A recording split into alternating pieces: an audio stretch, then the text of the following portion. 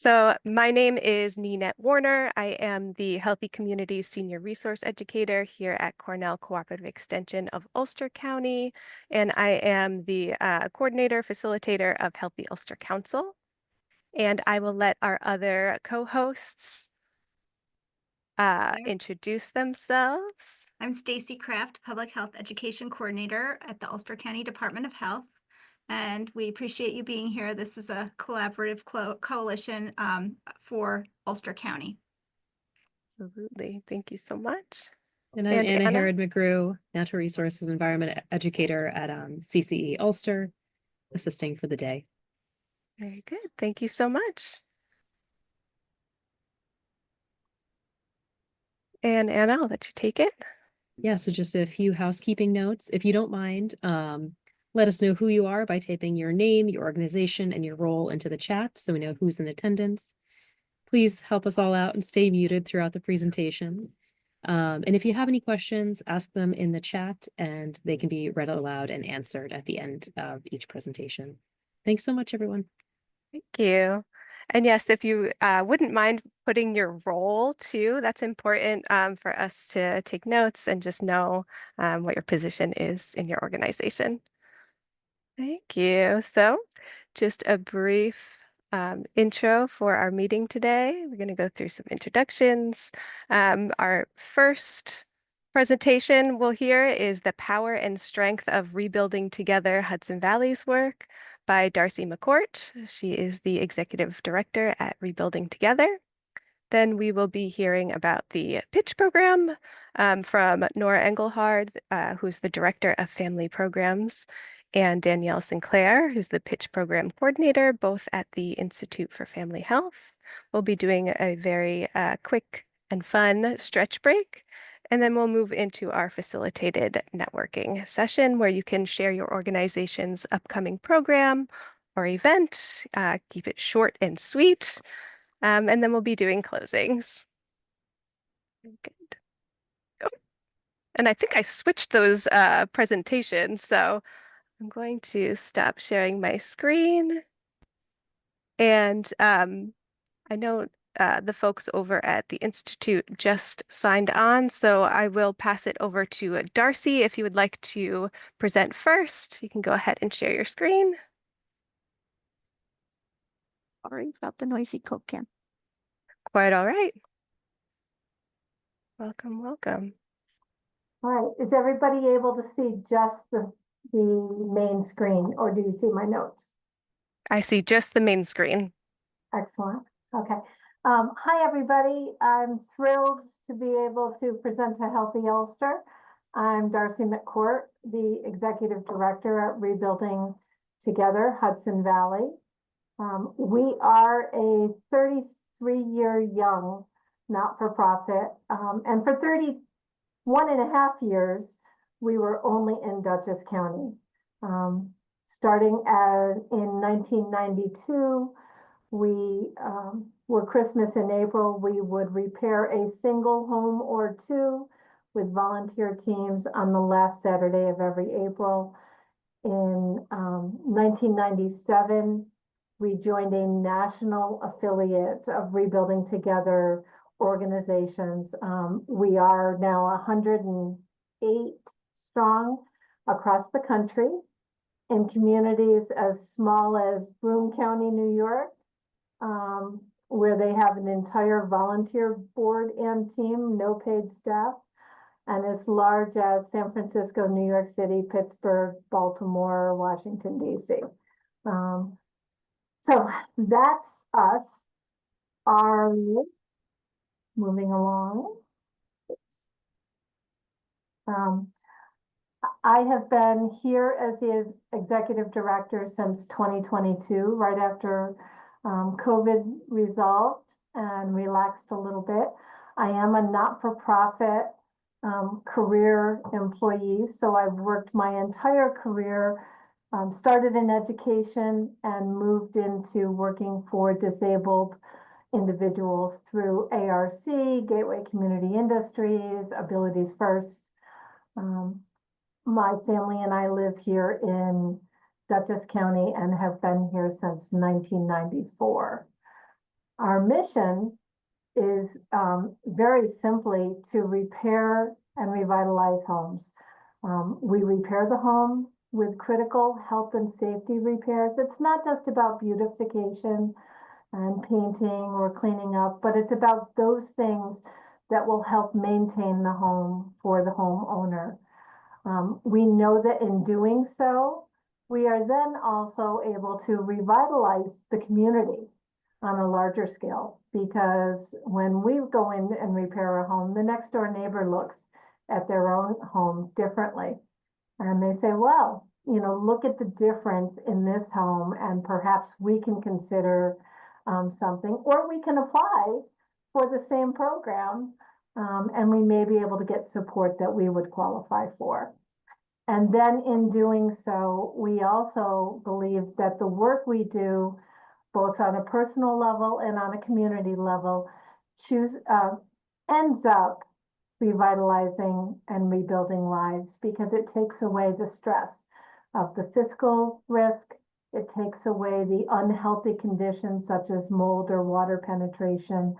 It adds an ease of accessibility into a person's home, and it provides safety, be it lighting, fire safety, or any other modification that we can update in that home. We have to date put over 8.3, this is a brand new number, it was 8.15, but $8.3 million worth of capital infrastructure in repairs in the Dutchess and Ulster County during our history. So I like to be able to share a little bit about community current needs. And we know that there are affordability housing challenges in both Dutchess and Ulster County. Homeowners who worked so hard up to 60 years ago to save enough money, buy their home, raise their family. Perhaps they had family members who have passed away, but you know, somebody is still in that home, and that home holds the heart and soul of that family. It's got memories, it's got stories, it's got safety in their community. And that affordable homes, if they're not maintained, they lose the risk of being able to stay in the home because they cannot be safe. The structure itself may be condemned, and I'll talk about that in a minute, because we're hearing more and more issues with condemned structures or risk of insurance by insurance agents. We know that our population is aging, and there are greater needs for accessibility modifications, whether it's a single fall or a broken hip, or just aging concerns to be able to get into and out of what was previously a gorgeous 2 or 3 story Victorian. Now they're lucky that they have the home, but they cannot get up to the 2nd or 3rd floor. Or perhaps they can't access their basement where their laundry services are. And then finally, the importance of safe housing for health, safety, and well-being. And those are 3 of the social determinants of health and tenants that on a national level, Rebuilding Together promotes. Much of the work that we do is with volunteers. We started as a volunteer-driven organization. We have a volunteer board still. We rely on volunteer teams that can come from organizations as varied as Central Hudson. Every year we have 1 or 2 homes that are repaired by Central Hudson teams, or as diverse as the Arlington Teachers Association. They do a little fundraising project and sponsor a home or support a home. And then they bring a team of only 5 people in partnership with the Poquake United Methodist Church. So those 2 community organizations share their partnership, share their volunteer effort, and work on a house together every single year. We also have large scale corporate entities like PKF O'Connor Davies, who has 4 different offices here in the Hudson Valley, mostly in Ulster County. And yet they want to have a volunteer day of up to 100 people. So we know that 100 individuals showing up at the person's house can be intimidating and perhaps not the most effective use of time and ability. So we will also do larger scale community projects, a park, a domestic violence shelter, or something that is for another not-for-profit. The tasks that we ask of our volunteers are related to their skill set. It could be as large as carpentry and painting. It could also be just planning or logistics. Our United Methodist Church of Hyde Park group, they have a team of 10 individuals that are on the food and feeding committee of their volunteers.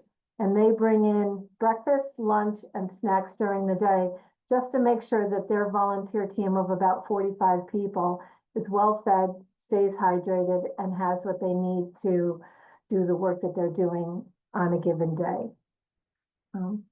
And then we know that there are impactful volunteer stories that highlight and contribute to homeowners' lives.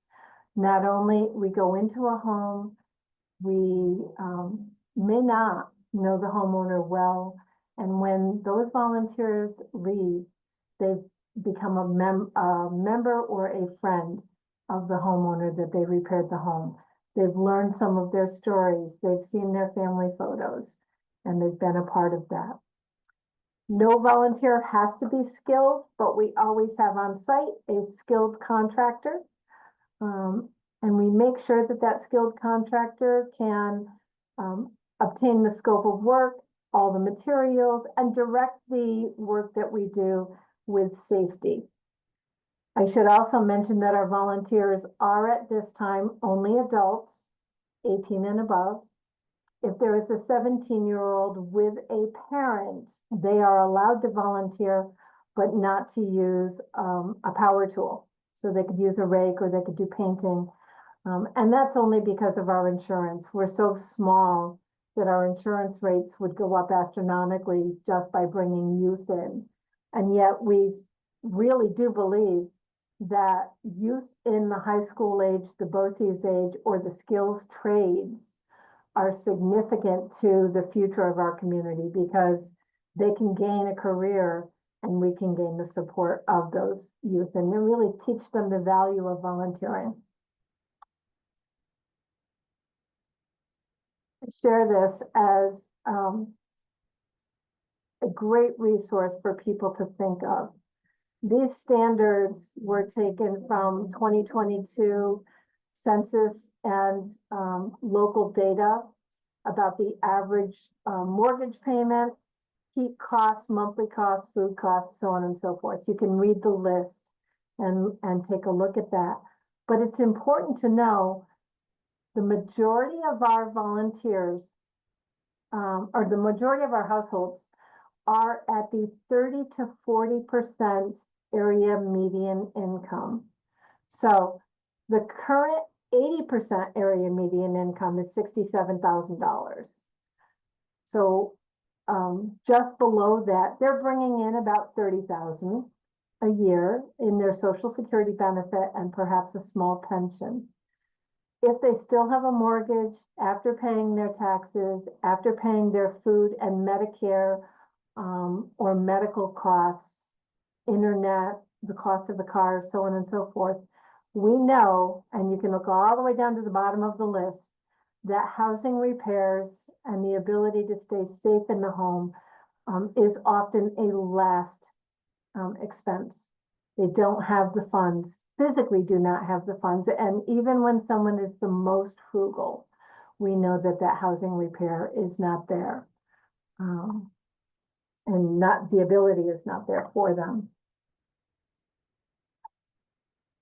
Rebuilding together is unlike Habitat for Humanity, and because we will repair a home. We want to work only with homeowners who are already in the home and have interest in aging in place or remaining in their home.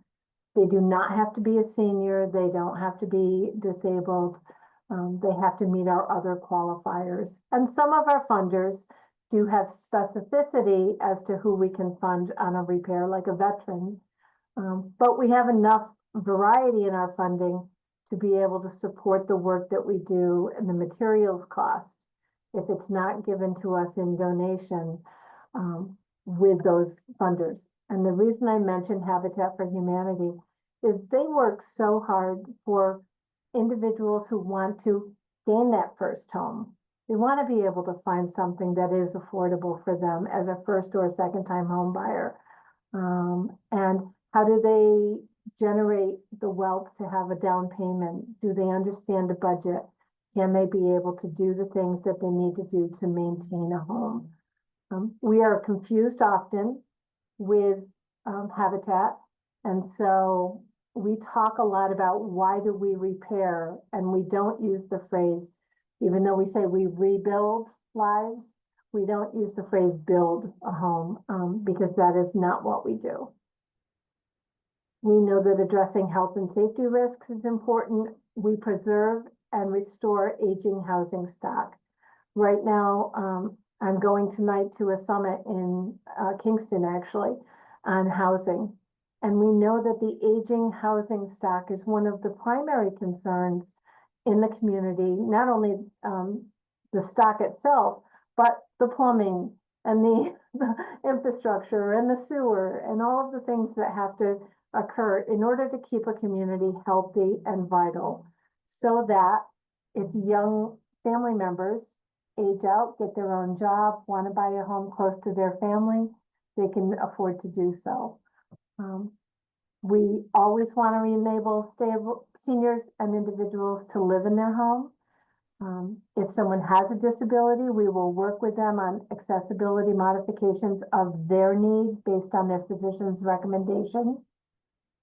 We pay close attention to energy consumption and costs, whether it's upgraded windows that have a weather sealant, maybe an air conditioner replacement for someone who needs breathing assistance. Roofing is currently a big issue because water penetrates even the smallest of areas and can create mold and mildew and health concerns related to that. And ideally, if we can improve a home sufficiently, then we are stabilizing that property and a neighborhood to prevent further decline.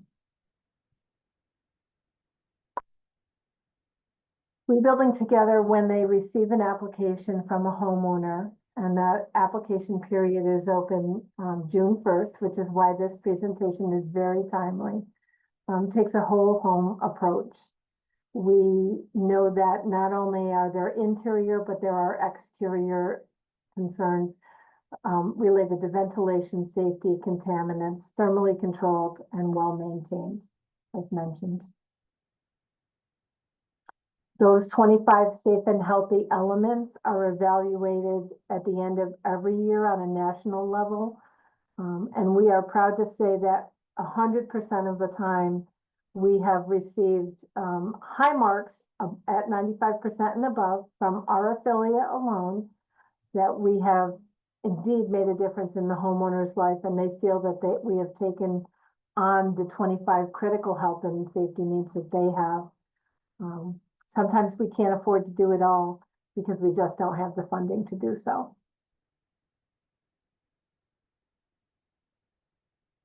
Our sponsorship that comes from corporate or volunteer entities is the concern that people often ask about. They say, I want to volunteer, but I can't afford to sponsor a whole home. It does cost approximately $5,000 to $14,000 in our pocket, outside of the grants and the in-kind work that we receive from contractors that, like plumbers and electricians, to do the work that brings a house up to code and maintains it to the current building code. Always electrical, always fire safety. If we're gonna do a roof, we're not just putting on another layer of shingles. We take off the 3 layers of old roofing and we put new subroofing and a brand new roof. That $5,000 average sponsor cost is leveraged in many other ways with the donors and the funding that we receive from grants on both a local, county, city, and federal level, state and federal level. Everybody is worried today about federal dollars. We too are worried, but we've been reassured by HUD that approximately the 1/3 of our budget is federal, and we can continue to spend that.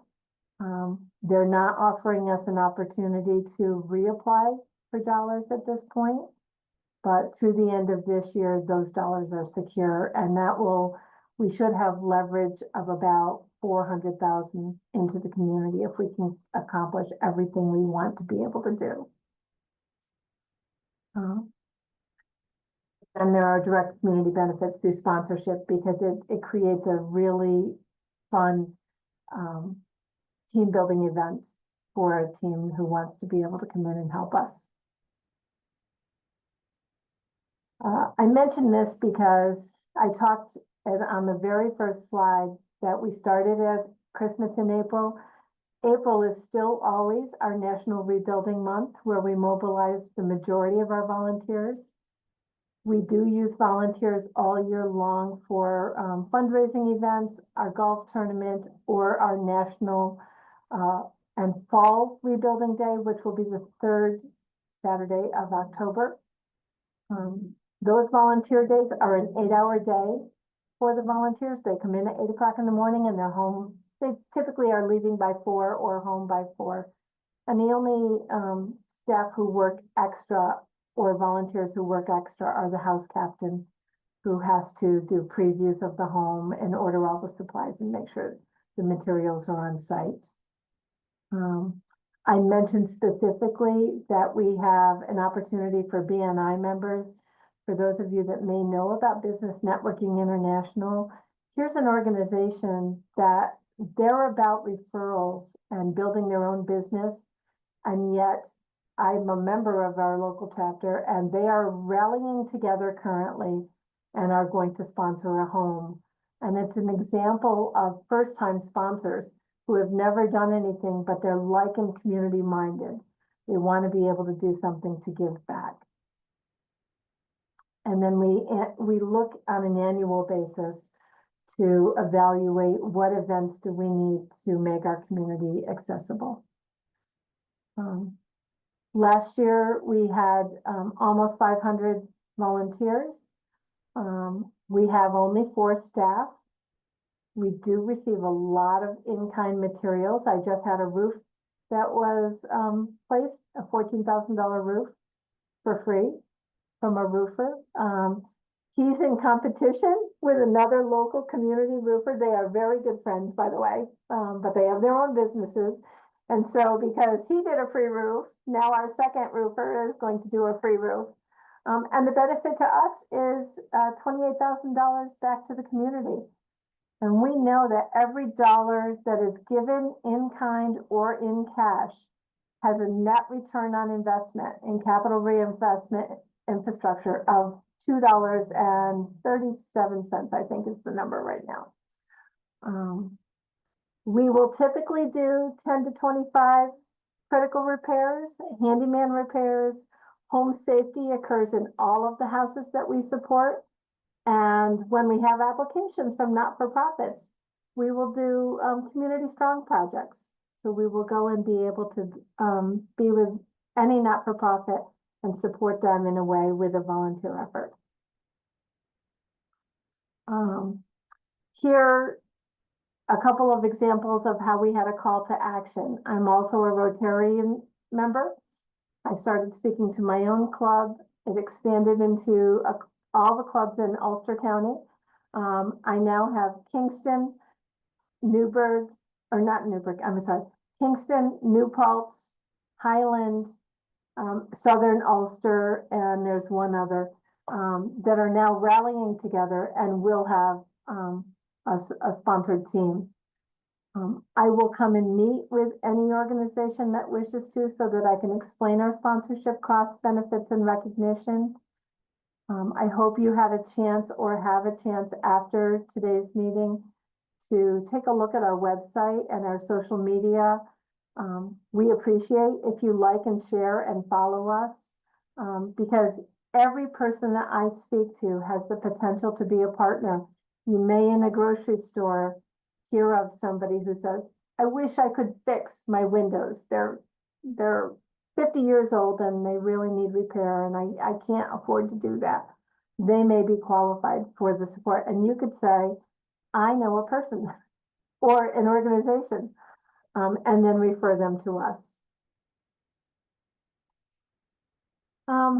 In closing, the power of the work we do is that we are committed, we are strong, and we do everything with intent to help our homeowners. We know there's community need, we know there's volunteer desire, we know that sponsorship has strength in numbers. We encourage each of you to invite me to talk to your teams or any community social events that you think I could table at to distribute applications. I didn't specifically in this presentation talk about the applications, but I can make sure that everybody gets them because our rebuilding application opens June 1st. Our Veterans Open application is open all year long. Community Strong is open all year long, and our Handyman is open all year long. So there's lots of opportunity, and those applications are all on our websites. And finally, I have a really lovely video that I would hope that we can share. So I will stop sharing here.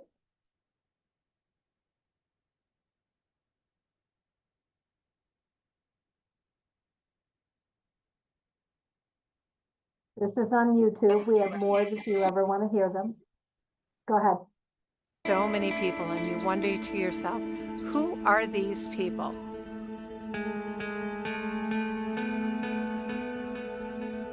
They're taking their time to come out and help me. You know what I mean?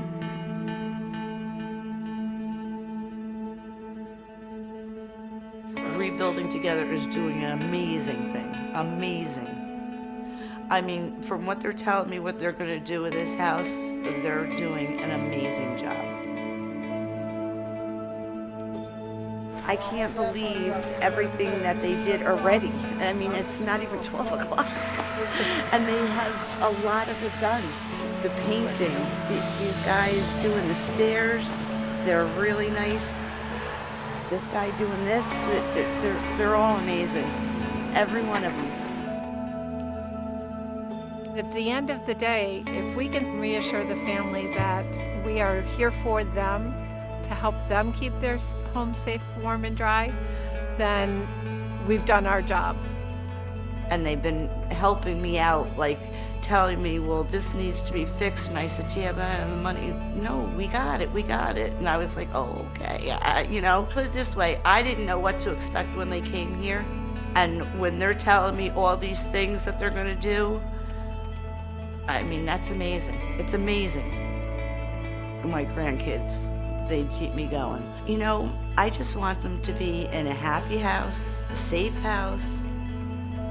My grandson says every time, he goes, Nana, I'm gonna be here forever. I was like, oh, okay. And so he goes, but this is broken, that's broken. I said, don't worry, it's gonna get fixed. Rebuilding Together Hudson Valley in their 32nd year has done so much more than when they were Christmas in April. It means a lot to me to be able to have joined this organization 2 years ago with the knowledge that I can help to rebuild homes, that I can also help revitalize communities, because when we make a difference at one home, the rest of the community steps up. And finally, that we are now taking those building blocks and trying to rebuild our own organization so that we can do more, that we can keep people warm, safe, and dry. And we can look to communities that we've not done any work for in the past. Our volunteers, when they step on site, they often have a first introduction to the homeowner. And by the end of the day, when they leave, they've become a friend of the family. They do it because they want to do it, not because anyone is forcing them to. They step forward because they believe it makes a difference to their community, it makes a difference to their neighbors, and it makes a difference to their friends.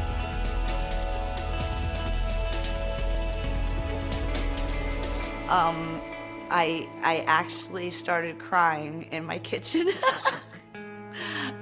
because this is a big help to me. It is. I'm sorry.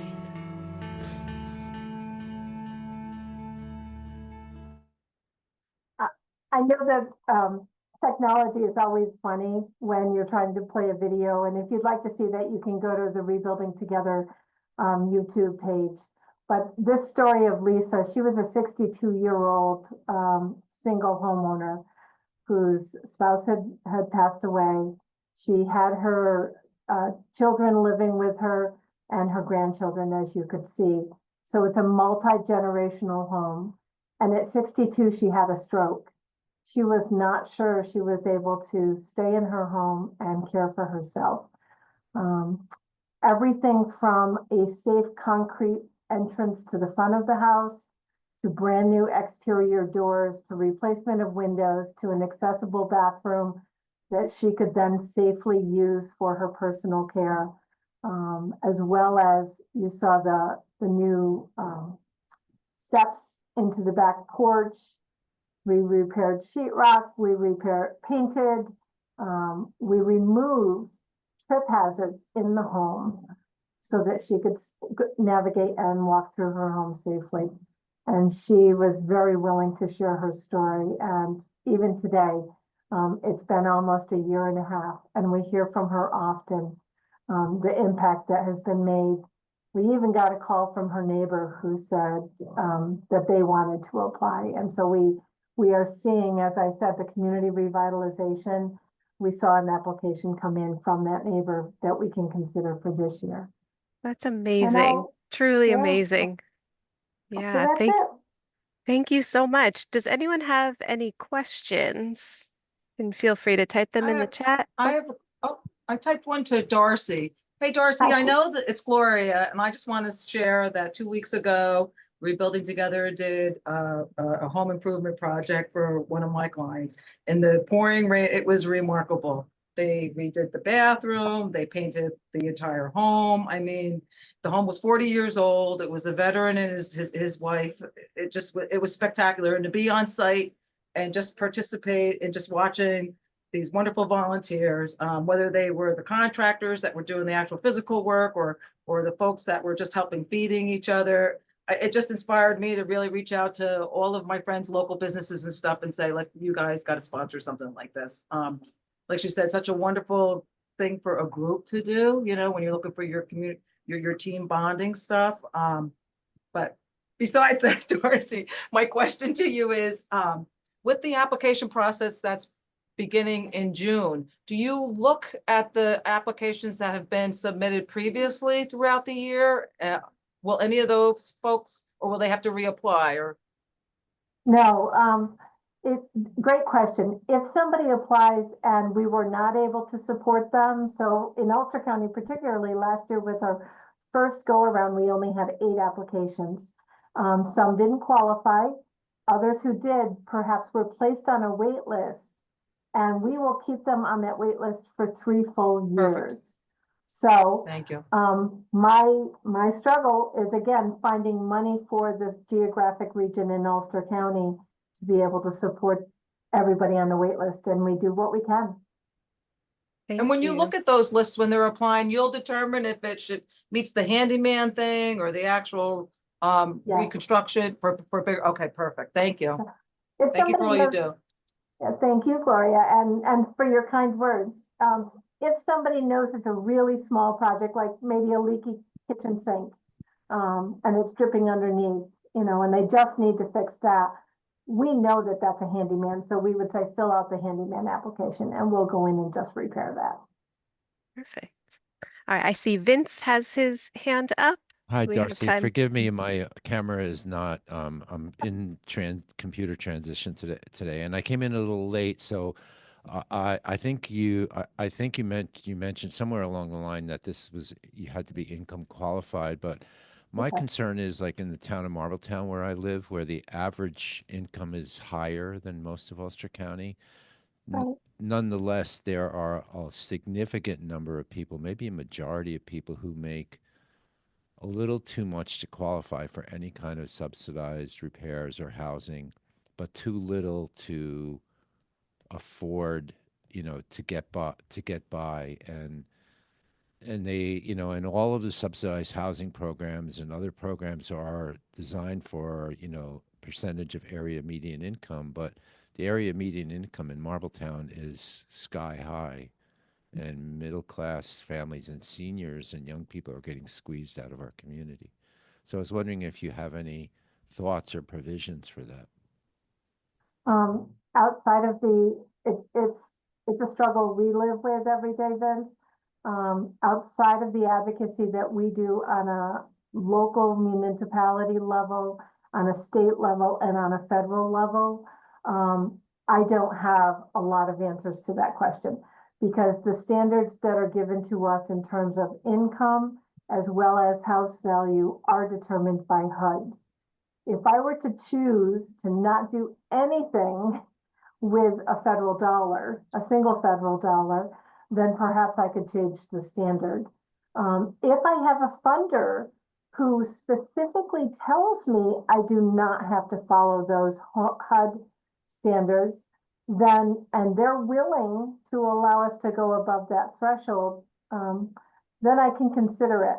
And occasionally, if somebody is close, we will call the funder and say, look, we have this family, they're $2,000 over in the income level, but this is what they need, and we have some dollars that we could apply. Are you okay with that? Then we will do so. We do take a look at every application critically and try to determine who has the greatest need, who would be a good partner, who we could have a volunteer team. And in those cases, if there's a roof, a plumbing, or an electrical, who needs a licensed contractor, because we will not put volunteers on a roof, ever. And we will try to bring them in. So we advocate all the time, Vince. I'm trying very hard to get local assessors to understand that while the assessments have gone up significantly, the house values that we receive on an annual basis, and that's usually around September of every year, are not rising with the same frequency or intensity.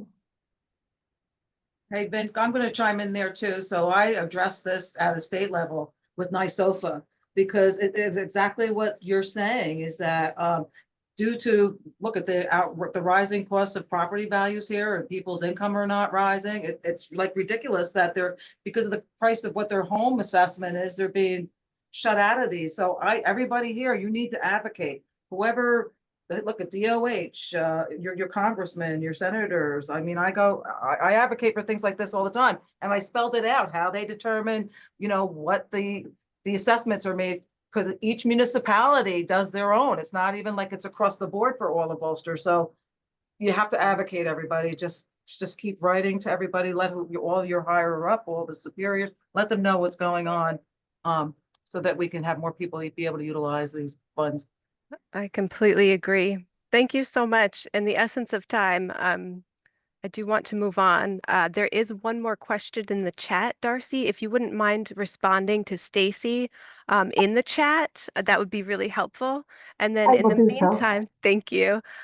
In the meantime, I'm going to launch a quick poll. And we do this for reporting purposes and just trying to make sure that the presentations we bring to this council are relevant to your lives in some way. So once we have full participation, I will close that out. We really appreciate this. And then we will move on. All right, a few more people have to respond, and then we will be good.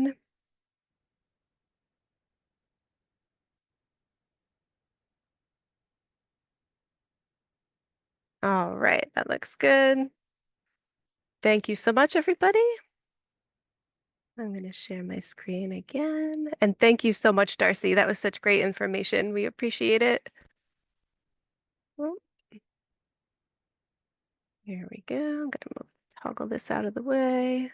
And now, moving on, we did our poll. This says presentation 1, but really it's our second presentation. We will be hearing from Nora and Danielle. So I will actually stop sharing my screen and let you all take it away. Hi, good afternoon. Thank you so much for having us. I'm so excited to be here. My name is Danielle Sinclair. I am the program coordinator for Pitch in both Dutchess and Ulster County. And my name is Nora Engelhard. I am the Director of Family Programs. So I oversee our Pitch program in Dutchess and Ulster County, and I oversee our Dutchess County Healthy Families program. I'm going to share my screen. I also just want to make sure that everyone can see.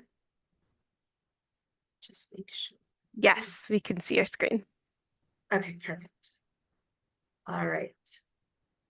So, like I said, my name is Danielle. I'm from the Pitch program. And for those who don't know, Pitch stands for Perinatal and Infant Community Health Collaboratives.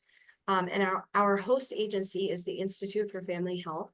And I'll talk a little bit more about how Pitch and the Institute work together to engage with our community. So first and foremost, the mission of the Institute for Family Health is to improve access to high quality patient-centered primary healthcare targeted to the needs of medically underserved communities. And Pitch does have a presence within a few of our health centers because IFH does have a pretty high number of prenatal patients that are regularly coming into our health centers that are able to engage in services. Just some general background. Some people who have been a part of the community for a long time might remember Mitch. So the Institute for Family Health had previously held the Maternal Infant Community Health Collaborative Grant in Dutchess County. And within the last few years, they made the transition from Mitch to Pitch. New York State acknowledged that they wanted to be able to recognize and support the experiences of gender and sexual minority New Yorkers, including those who are pregnant and parenting and their families. And so that is why they made the transition from maternal and infant community health collaboratives to perinatal and infant community health collaboratives to serve a larger community. And as of July 1st, 2022, the Institute for Family Health was awarded the 5-year Pitch grant in both Dutchess and Ulster County. So we have been progressively making ourselves more known in Ulster. We are very established in Dutchess, but we're working hard to get our names across Ulster County to serve that population. So what is Pitch? So the Pitch program seeks to support prenatal and parenting families with children under the age of 2 years old in achieving optimal health outcomes while also addressing racial and ethnic disparities within the community. The qualifications for Pitch, like I said, an individual is either prenatal or parenting a child under 2. And our services are free and voluntary. It's not a program that's required by the county or by the state. It's really, if someone really wants the program and finds that what we offer is a necessity to them, they would qualify for our program and they can leave at any time. Because we have, oh, sorry, Danielle. No, go ahead. Because we have no income guidelines, no insurance requirements, we really do access and support a large variety of people. Yes, and we are considered a shorter term case management program. The goal is to really meet their immediate needs, those emergent needs, and really set them up for self-sufficiency. So discharging someone from the program is a celebration for them, because that means that their goals have been met, and they feel that they're in a place where they can navigate other community services without the help of a community health worker. So these are some of the key priority outcomes that this New York State Department of Health is looking to reduce with programs like Pitch.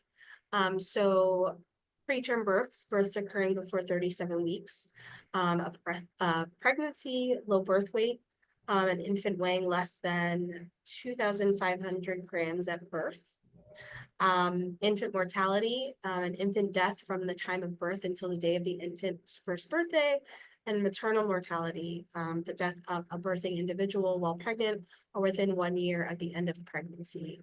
So with the work that we do within Pitch, the state looks on a quarterly basis at these numbers, and the goal is to reduce them entirely by kind of knocking down the barriers that pop up throughout a person's pregnancy journey or even after they've had their child. So how do we help? So Pitch services it's really a variety of things. Community health workers are able to assist participants with things like health insurance enrollment, understanding their health insurance, finding medical providers or mental health providers, transportation to appointments, and I'll talk a little bit more in detail about that in a little while, but we are able to assist with transportation to medical appointments, getting their child to school. If they have a job interview, we can provide transportation. Family planning and birth control, pregnancy and parenting support. That could look like birth plans, creating a birth plan, getting them connected to a doula or a birth center. Breastfeeding support. So three of our Pitch staff are lactation support specialists. So Nora is a certified lactation consultant, and then myself and one of our community health workers are certified breastfeeding counselors. So we're all able to offer breastfeeding support to enrolled participants in our program at any time. We also, our CHWs are able to link participants to mental health counseling, substance use treatment, domestic violence services, and emergency or supportive services. So housing support, assistance in making sure they've filled out the correct applications, accompanying them to DSS or their doctor's appointments, accompaniment to food pantries, employment, going back to school, finances, really whatever is an emergent need for a participant, our CHWs can find a way to support them. We offer what we call incentives. So again, trying to reduce the amount of barriers that come to a person's day-to-day life. So we can assist with laundry. So we offer laundry gift cards to families who need to do laundry.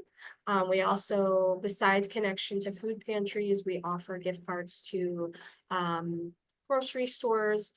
And then in Dutchess County, we're able to offer bus passes, but Ulster is so wonderful and has UCAT, and we don't need bus passes for that.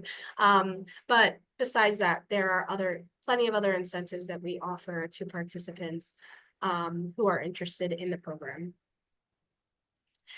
So as I mentioned before, we have several IFH health centers throughout Ulster County, but I wanted to highlight Pine Street and Kingston Family Practice because we do have a CHW who is in and out of both family health centers throughout the week. And the reason for that is because both of these locations in Ulster County see a high number of prenatal patients. Our CHW we're working on building a really smooth communication process with providers referring their IFH patients to Pitch. So our CHWs can meet with patients who have a prenatal appointment, pop in and out of the exam rooms, check in with them, engage them in the program.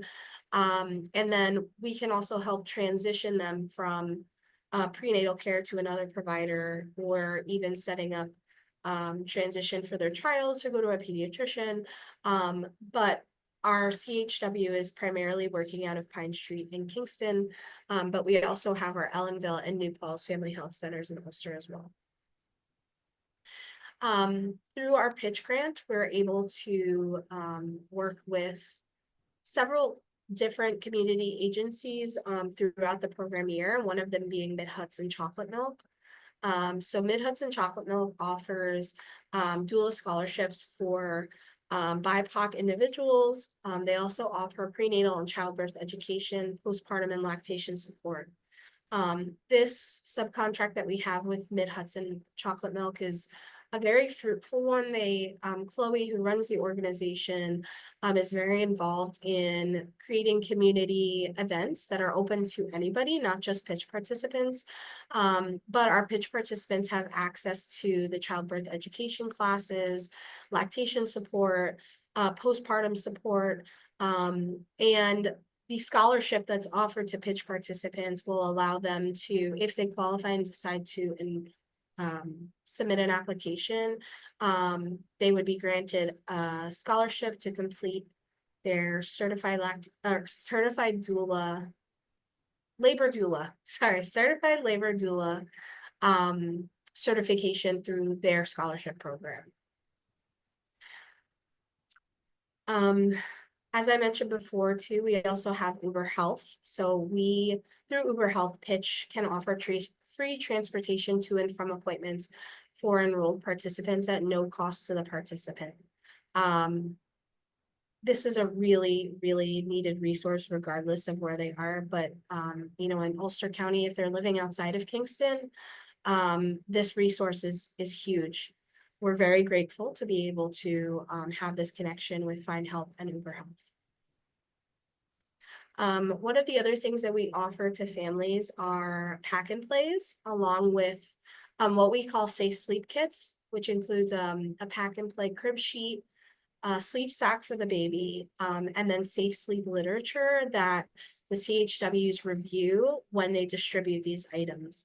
So we have participants who, you know, they're having a baby, they don't have any access to a bassinet or a crib, and our program is able to very easily provide the pack and play for participants, along with the safe sleep kit. And I didn't include this in the slides, but more recently we've been able to get about 30 toddler and infant car seats that we are able to provide to participants. I know, so before they can leave the hospital, after they've had their child, they're required to have a car seat, whether they have a vehicle of their own or not. And this has become a continuous barrier for individuals in our community, and there are very little resources. There are resources, but they are very, very scarce that provide you know, the car seat training and then provide the car seat. So we are very grateful to be able to now offer the car seats, and we're in the process of getting our staff through the car seat safety technician course within the next few months. I do also want to add that, you know, if there's been like a health related circumstance that prevents a family from using a pack and play, we do receive emergency funding to be able to provide bedside bassinets. So we had a mom who was having a planned C-section and was going to require a different device for her child to sleep in that still followed safe sleep guidelines, but that didn't require her to do a lot of bending. And because she was the primary caregiver for herself, her newborn baby, and her 3 other children, we were able to provide that. So we do take that into consideration when providing safe sleep supplies. So our bridge to services, our community health workers really just serve as a bridge to community resources for participants. And as I mentioned before, this practice really serves as the ultimate goal for pitch participants. We want to support their journey to self-sufficiency. We want to be able to demonstrate how to navigate these systems that are often very difficult, whether it be an application or just finding the correct number to the right place. Although we are short term, we don't rush to discharge people. Sometimes people get to the point where they are ready to discharge. All of their goals have been met, and then something happens and they still need our assistance. There's really no pressure to get somebody, disenrolled from the program and on their merry way. Our community health workers really take a lot of time and consideration before saying to me that they're ready for a discharge. We want to make sure that everything is taken care of and that the participant feels confident enough in their self-sufficiency skills for themselves and their family. Our referral process is very, very easy. We do have a pretty basic referral form, but we also tell people, if you have their first name, their last name, their phone number, their address, whatever information you can give us, just send it to us. We review the referrals and we try to assign them to a CHW within 24 to 48 hours of receiving the referral. Once a referral is received, the CHW will review it and they do an initial call to the participant just to, touch base, engage, make sure that they understood what pitch is and kind of figure out what their immediate needs are. And then we take it from there. We try to do an intake and enrollment within a week or so of engaging them after receiving that referral. I'm going to stop sharing my screen. Does anyone have any questions? Or Nora, if I missed anything, Yeah, please. no, I was gonna say, we do have a question in the chat. Do you assist individuals within 1 year peripartum who've lost their child before or after birth? So yes, we have.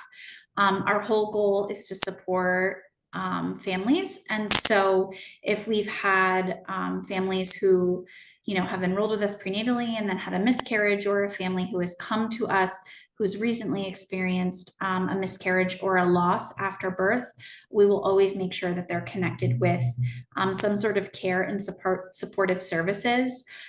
We do have information and curriculum on loss, both during pregnancy and after birth, stillbirth. We just recently ordered these really beautiful journals about working through grief that we're going to be able to provide to participants. And in addition to just loss, we've also had families sign up for our program who have been very adamant that they are moving through the process of abortion, but they would like additional supports. And we still support those families because that is a big decision and something we never want anyone to go through alone. So we will still enroll those families, still work with those families to ensure that they have the supportive care that they need. Sorry, I was sneezing. Thank you so much. It's good to know that. It was a great question. Does anyone else have any other questions?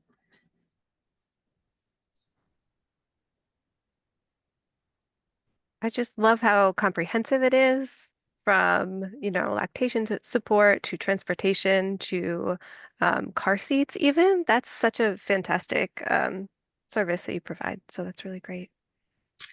Thank you. Thank you.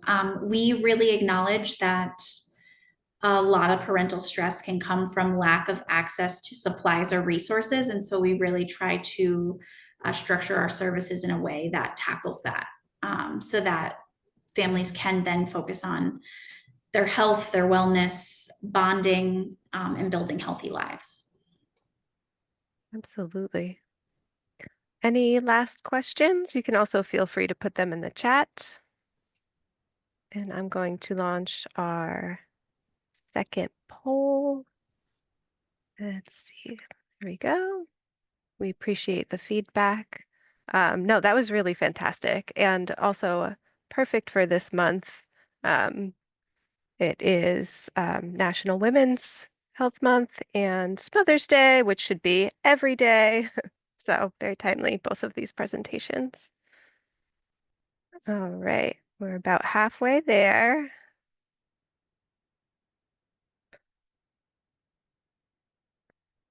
Very good.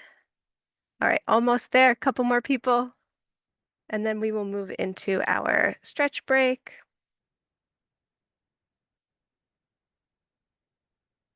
All right, very good. Thank you so much. Appreciate the feedback. And I'll make sure I'm sharing my sound. Okay. All right, moving on to our movement break. We do this any Now we're gonna work. sorry. We do, Okay, we do our movement breaks for any meeting that exceeds an hour. It's good to just get up and stretch. So I encourage everybody to stand up if that feels good for you. This is a short 2-minute video and it's a fun one. So you can turn off your screen too, feel free. And if you need to get up and do your own stretch too, that's okay. Okay. And please let me know if you cannot hear it. now we're gonna work on our mental health with a focus activity called Pinky Thumb. What you're gonna do is open your hands up like this, make sure your palms are facing you, close them into fist. We're gonna put one thumb out on one hand, one pinky out on the other. And when I count to 3, we're gonna switch. 1, 2, 3, switch. Let's try again.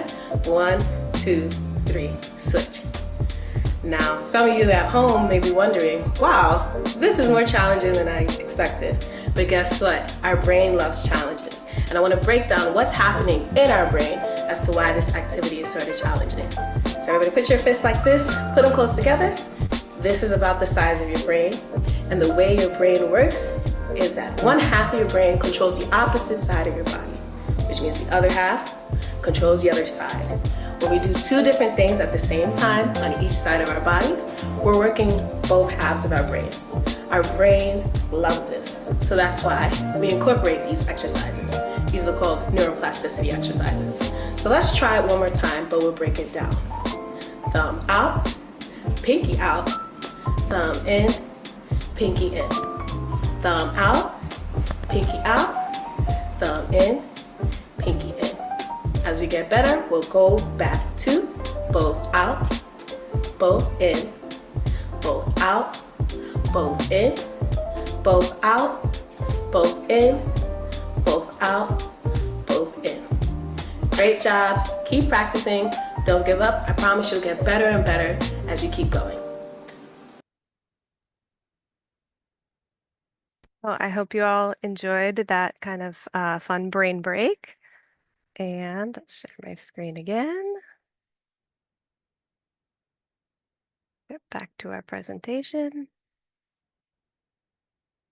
And I want to give, or Stacy, would you like to give a shout out for Healthy Ulster Google group? Yes, so this is your coalition's way that you can communicate with everybody who has ever come to a coalition meeting. The list is extensive. It's almost 200 people or more. So please utilize it by just putting the Healthy Ulster Council at googlegroups.com into your send section of your email, and it will share whatever you want to say to the whole group. One little tip is if you want to just respond to one person, make sure that you then change that to sender to just that person. But it's a great place to send events and any, brainstorming you want to do with the group. So please feel free to use that often. Thank you.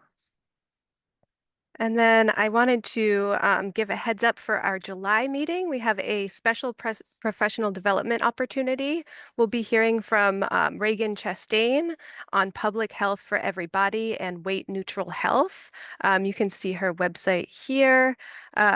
She is a writer, speaker, researcher, and she will be talking about the common pitfalls public health professionals kind of fall into when making campaigns for everybody, including those who are higher weight. And she will also be on Healthy Ulster Radio shortly. I know she's recording at the end of the month. Perhaps Vin or Stacy know when that will air. But you'll hear like a sneak peek of what we will be learning about in our July meeting. So I'm super excited about this. It'll be like an interactive workshop, and anybody is invited to join. So you can feel free to share with your colleagues, which brings us into Healthy Ulster Radio. Vin or Stacy, do you want to give a little background on this? Or I could. No, I mean, I was just checking to see if Vin wanted to, but okay.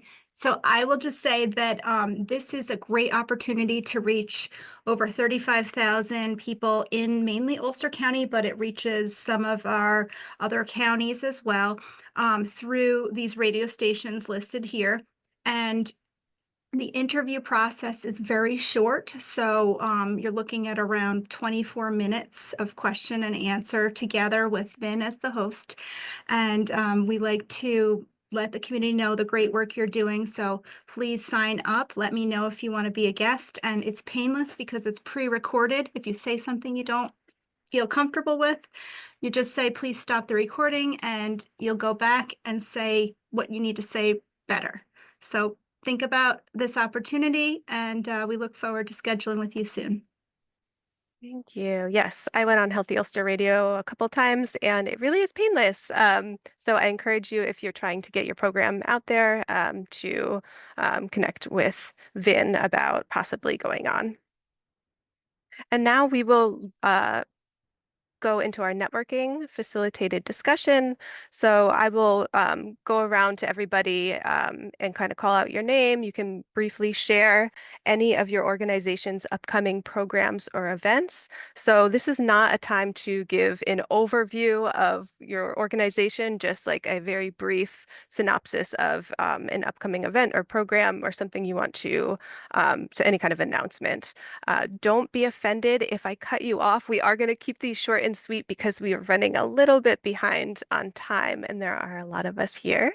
So I'm going to stop sharing. Very good. And I'm just going to go across my screen. No problem, Sylvie. So I will go to Emily. Felicia, do you have any upcoming events or announcements? Hi, sorry, this is my first meeting. Oh, welcome. Thank you. The Poison Center is offering two webinars upcoming, one at the end of May for college professionals, so that they know how to share our resources with college students and what we can be used for. And there's another one coming up in June on summer safety with some guest speakers from Cornell Cooperative Extension. So one of them is up on our website right now. The one in June will be up soon. So just look out for that. Amazing. Thank you so much. Feel free to put any links in the chat too if you think that would be helpful. And also for anybody who hasn't signed in yet, it's really helpful for us to keep track of participation if you put your name, role, and organization in the chat. I will move on to Kushbu. Hello, good afternoon, everyone. I'm Khushbu Upadhyay, and I'm the Tobacco Program Manager with the Center for Tobacco-Free Hudson Valley. As you all know, we are a grant program of American Lung Association and funded to the State Department of Health Bureau of Tobacco Control. In terms of updates, not much updates on our end, except that I'm going to share a flyer about the Lung Force Walk, which is coming up on June 14th. I will share it with the group, so you will have it in your inbox very soon. Apart from that, no further updates. Okay, thank you so much. And Anna.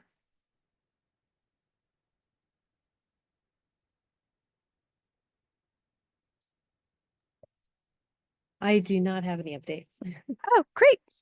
That works too. Okay, Shahara. Hi, good afternoon. Can you hear me? Yes.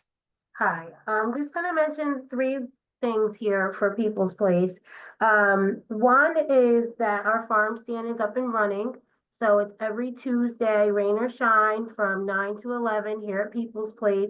People start lining up early, like around 8:30. And it's for anyone that would like to have any of our free produce and things that we receive for donations. You just got to bring your own bag and, stand in line, and it's a great opportunity to get some produce. And that'll run until the end of October. The second thing is our Bag Summer Hunger program, which is where we give groceries to people that have school-age children. They can get an extra bag of groceries once a week, every week from June 30th through August 29th. And it doesn't go against any of their other visits to the food pantry. And then lastly, I wanted to just remind people that we have this wonderful Wellness Empowerment Center where we started bi-monthly movie nights. So it's Thursday evenings from 6 to about 8 or so. There's free fresh popcorn and drinks. And the next movie is going to be on the 18th, and it's called Philomena. Movie night is Philomena. So the first movie of the month is usually something educational or health related. And then the second movie, they're calling it a feel good movie. So it's really going well. And anyone that has questions or concerns, give us a call here at People's Place or just respond on the calendar to any classes or things you'd like to take. That's great. And did you say that the movie nights are in the Wellness Empowerment Center as well? Yes, they're in the Wellness Empowerment Center. So you would enter through the Broadway entrance for a 6 o'clock class. It's the first Thursday and the third Thursday each month. Great. Thank you. Thank you. And Maya? Hi there, can you hear me? Yes. Okay, I'm getting over a chest cold, so I'll refrain from putting my video on because I don't feel so pretty. But I'm with the Rural Health Network, and we have a pharmacy, which is the produce distribution, FARM-ACY, and we have it twice a month. Our next one is on May 22nd. It's at the front of the hospital now at Ellenville Regional Hospital, so that's something I just wanted to make everyone aware of. It's twice a month through December. We also have our ongoing free fitness classes. And the one other thing I just wanted to share was that I just became a Freedom from Smoking facilitator. And I know Kushbu's on the line, and she was a big champion for me to do that. So we will be having our first Freedom from Smoking class in June here at the hospital. So that's a quit smoking program. That's awesome. Congratulations. Very cool. Let's see, Allison? Good afternoon, everyone. I'm Allison from RUPCO. I guess really the only update I have for everyone is that we are gearing up for another building to open in Highland. It will be 62 plus, 57 one-bedroom units. 28 of those one bedrooms will be through a lottery, and the other 29 units will be E-Shy. So we'll have subsets of seniors, HIV, and chronic homelessness. You can find the application on repco.org. Great. Thank you so much. Welcome. Mercy?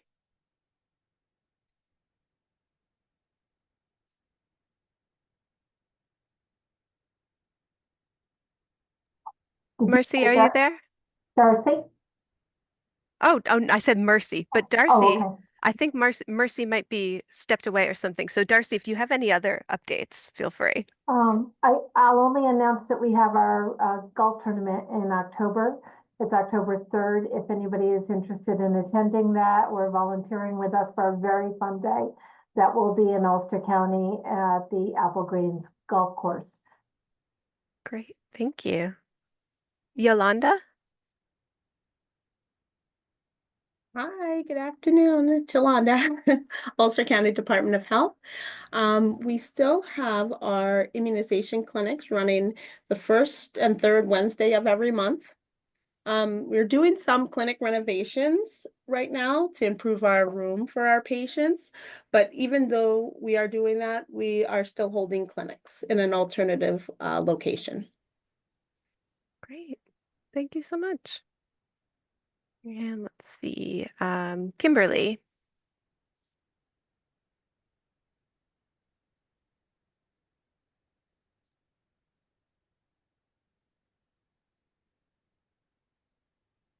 Kimberly? Hi, I'll speak for Kimberly. Kimberly is one of our new staff for Ulster County Department of Health. I think her mic is not working. Oh, okay, no problem. So she also works with me in the immunization department, and she's happy to be here. Oh, thank you. That's great. Kristen.